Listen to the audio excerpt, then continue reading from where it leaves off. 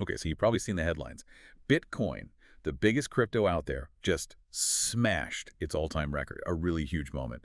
So today, for you, we're going to do a quick deep dive. We want to unpack what's really driving this massive crypto rally, pulling out the key info from a recent report in the Times of India. That's right. And it's important to see this isn't just, one coin hitting a big number. This feels like a broader shift in the market, and it has some pretty significant implications for how digital assets are being viewed and used. Let's get right into those numbers then, the ones grabbing all the attention.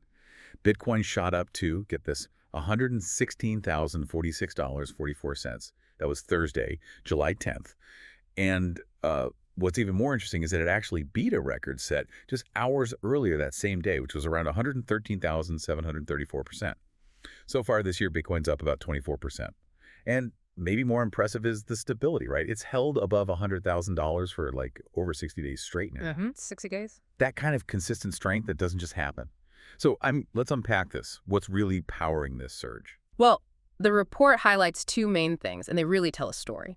First, you've got this incredibly strong demand from institutions. We're talking serious money, billions of dollars just pouring into Bitcoin ETFs, exchange-traded funds. ETFs? That signals, a much wider acceptance now, crypto fitting into sort of traditional investment portfolios. And the second big driver, it's the very crypto-friendly policies coming out of the current administration. Okay, and that political side feels really significant here, doesn't it? It seems like more than just a generally positive vibe. What specific things has the administration actually done? Yeah, the source goes into detail. Back in March, President Trump signed an executive order, and this order established a strategic reserve of cryptocurrencies. A strategic reserve, like gold or oil. Exactly. That's the implication. It's treating crypto as a kind of national asset. That's a profound step, signaling deeper government involvement, maybe even a long-term commitment. And then there are the appointments.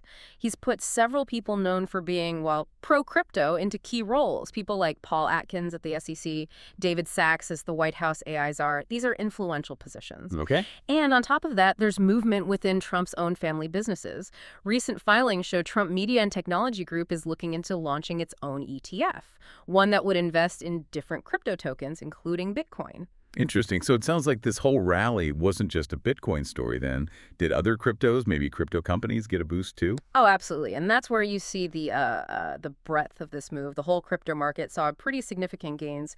Altcoins, basically, cryptos other than Bitcoin that had been kind of lagging earlier this year.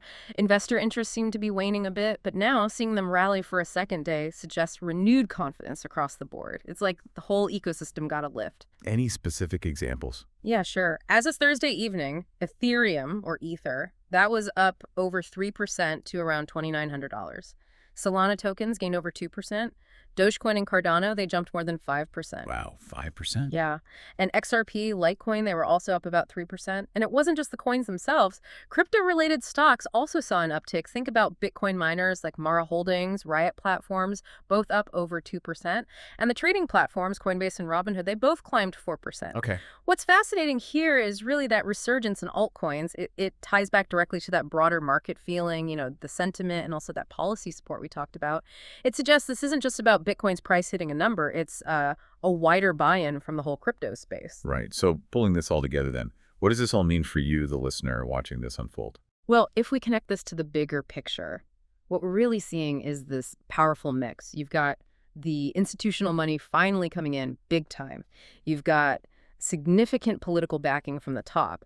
And the technology itself is just maturing, becoming more integrated. This blend, it creates a really unique environment for crypto. It's giving it a kind of legitimacy we haven't quite seen before. Yeah, the institutional interest has been building, but the government backing, that feels different. It does, especially from an administration known for being business friendly. It makes it feel less like the purely speculative rallies we saw in the past, And this raises an important question, really, about how traditional finance and digital assets are going to continue evolving together.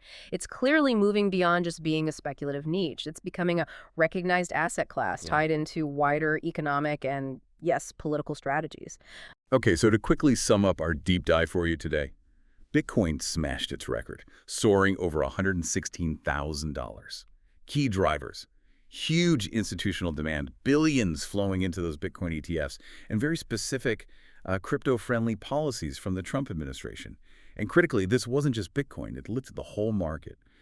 Altcoins saw a strong resurgence, and crypto stocks got a nice boost too. Right. And maybe a final thought for you to chew on, building on all this.